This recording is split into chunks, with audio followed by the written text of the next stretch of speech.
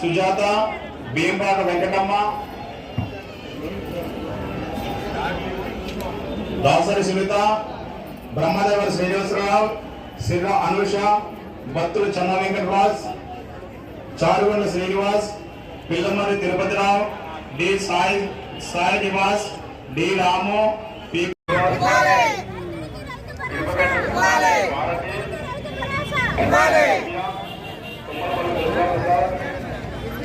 అమలు గాని హామీనిచ్చిన కాంగ్రెస్ ప్రభుత్వం, అమలు గాని హామీనిచ్చిన కాంగ్రెస్ ప్రభుత్వం, అమలు గాని హామీనిచ్చిన కాంగ్రెస్ ప్రభుత్వం, కేసీఆర్ నాయకత్వం, కేసీఆర్ నాయకత్వం, ఎన్నికల్లో ఇచ్చిన 6 గ్యారెంటీలు.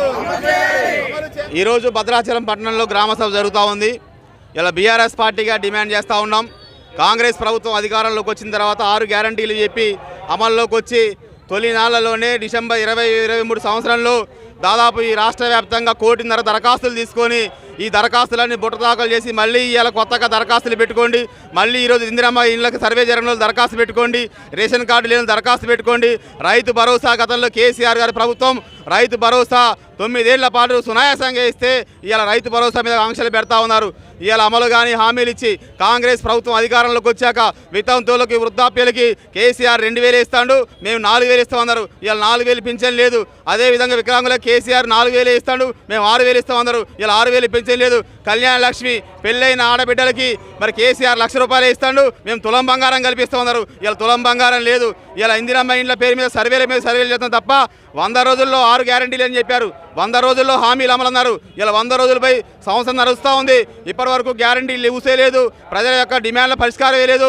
ప్రజాపాలన పేరుగా కేవలం టెంట్లు వేసి అధికారులు ఆర్పాటం చేసి దరఖాస్తులు తీసుకోవడం రాసుకోవడం తప్ప ఇక్కడ ప్రజలకు అనుభవ పరిస్థితి ఏం లేదు. కాబట్టి ఇవాళ రాష్ట్రం మొత్తం చూస్తున్నారు. మళ్ళీ కేసీఆర్ గారి పాలనే రావాలి, బీఆర్ఎస్ ప్రభుత్వం అధికారంలో రావాలి.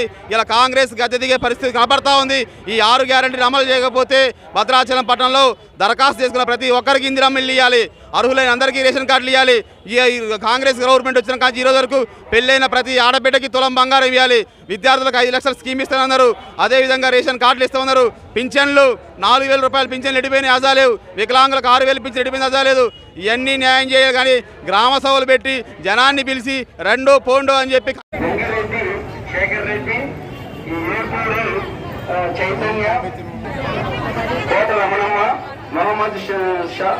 షాద్ ఖాన్, కలుగు మురళీకృష్ణ, చుక్క విజయలక్ష్మి, రాజేష్, సతీష్ కుమార్, చెన్నై కిరణ్, చింత నవ్య, కంజర్ల కార్తిక్, మోగంటి సుబ్బారావు, గౌరార్పు రాజేశ్వరి, పాండవుల సాయిరాం, మీసాల పుట్ల కనకరత్నం,